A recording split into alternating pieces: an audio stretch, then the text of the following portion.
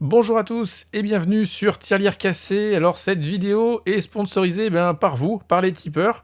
Merci à eux, la liste défile de tous ceux qui soutiennent la chaîne en ces temps de Covid un petit peu compliqués pour ceux qui suivent la chaîne. Voilà, j'en ai déjà parlé, mais voilà, je voulais encore les remercier. Et on inaugure aujourd'hui une série de vidéos sur le home cinéma. On change un peu du hardware PC. J'en avais parlé lors du dernier live et vous m'aviez demandé de faire quelques vidéos du coup sur le home cinéma. En attendant le live de ce week-end où je répondrai à toutes vos questions, et en attendant la vidéo de présentation de mon home cinéma actuel et de tous les conseils que je peux vous donner après beaucoup d'années à construire des home cinéma, écoutez, on commence par quelque chose de tout simple, à savoir comment changer la lampe de son vidéoprojecteur. Je sais que c'est un point qui freine beaucoup d'entre vous lorsque vous décidez peut-être d'acquérir un vidéoprojecteur pour remplacer votre télévision. Et du coup, vous allez voir, c'est ultra simple, ça prend quelques minutes. Il suffit juste de faire un petit peu attention. Allez, on est parti après le générique.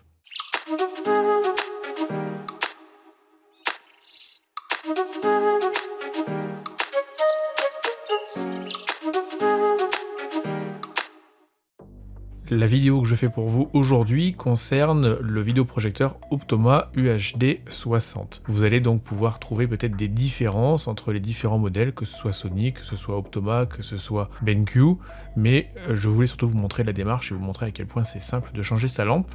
La première étape, c'est de trouver où est située votre lampe. Ici, chez Optoma, c'est très simple, il y a un petit compartiment, vous voyez, et dès qu'on l'ouvre, la lampe est cachée en dessous. Pour savoir où est situé votre compartiment, il suffit de vous référer à votre manuel d'utilisation. Cette lampe est tenue uniquement par une seule vis, donc vraiment rien de compliqué, et vous verrez, il y a également une seule prise électrique, aucune opération délicate ou compliquée à faire. La lampe que j'ai commandée, donc c'est un bloc complet, donc qui contient donc tout le module d'alimentation ainsi que l'ampoule. Vous pouvez, si vous le souhaitez, n'acheter que l'ampoule, c'est ce que j'ai fait l'année dernière, où je n'avais acheté que l'ampoule, donc j'avais payé ça une cinquantaine d'euros, et j'avais dû démonter donc tout le bloc d'alimentation pour pouvoir mettre l'ampoule à l'intérieur.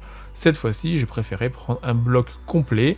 L'opération prend comme ça à peine 2 minutes, alors que si jamais vous n'achetez que l'ampoule, vous devez donc démonter tout le bloc, et ça peut vous prendre un peu de temps, suivant comment est fait votre bloc. Un bloc complet comme celui-ci m'a coûté 100 euros.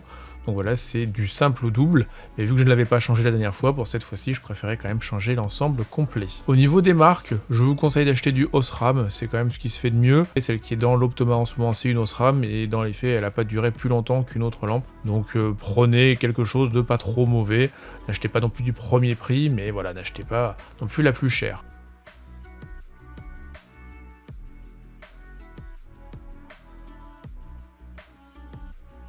Au niveau donc du retrait, vous avez vu, il y a une petite languette, il suffit de tirer dessus et ça s'enlève tout seul. Je remplace donc par la nouvelle, je vais venir la mettre exactement au même endroit et on va venir la sécuriser en revissant tout simplement la vis qui était déjà en place.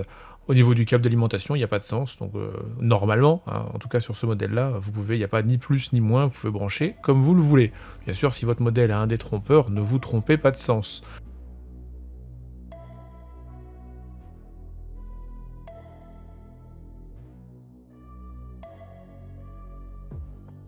Il suffit ensuite de refermer le capot et ensuite de pouvoir faire un petit tour d'inspection de votre vidéoprojecteur. C'est le moment en effet idéal pour faire un petit peu de nettoyage. Malheureusement, le modèle que j'avais reçu n'avait pas de filtre à poussière, et plutôt que de bricoler quelque chose, je préfère le nettoyer régulièrement. Donc vous voyez là, avec des très gros cotons-tiges, je viens enlever la poussière qui s'est mise un petit peu dans les interstices de la ventilation. C'est également le moment de nettoyer la lentille du vidéoprojecteur, parce qu'il y a toujours de la poussière qui s'accumule un petit peu avec le temps. Pour la nettoyer, surtout pas de produit à vitre, sinon vous allez définitivement la détruire. Utilisez du produit qu'on utilise pour nettoyer les écrans LCD. Et ici, moi j'utilise une microfibre en nid d'abeille avec des petits interstices ultra douces. Vous voulez surtout éviter de rayer cette lentille parce que ça serait vraiment dramatique. C'est pas plus fragile que ça, mais quand même faites très attention. Je vous conseille d'utiliser un linge très doux et mouillez-le bien histoire de ne pas rayer la lentille s'il y avait un petit peu de poussière dessus. Ensuite, vous allez voir, je fais un petit nettoyage de la coque, pareil, bon cette fois-ci avec une microfibre, avec un peu de produit à vitre, cette fois-ci ça risque absolument rien sur le plastique, histoire de enlever toute la poussière qui avait pu s'accumuler. et lui donner un coup de jeune. La dernière étape, eh ben, c'est le recalibrage, refaire le focus, recentrer l'image comme il faut par rapport à votre écran. Vous pourrez aussi profiter pendant quelques mois, du nouveau, vous le verrez, d'une luminosité bien supérieure à ce que vous aviez, étant donné que les lampes ont tendance à décliner avec l'âge. Plus la lampe est vieille et a des heures dessus, et bien plus la luminosité baisse. Donc c'est toujours un plaisir de changer la lampe et de retrouver de belles couleurs. N'oubliez pas également de remettre à zéro votre projecteur.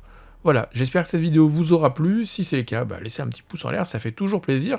N'hésitez pas bien sûr à vous abonner si ce n'est pas encore le cas. Et moi je vous dis à très vite sur Tirelire Cassé pour une nouvelle vidéo spéciale Home Cinéma. A plus, ciao.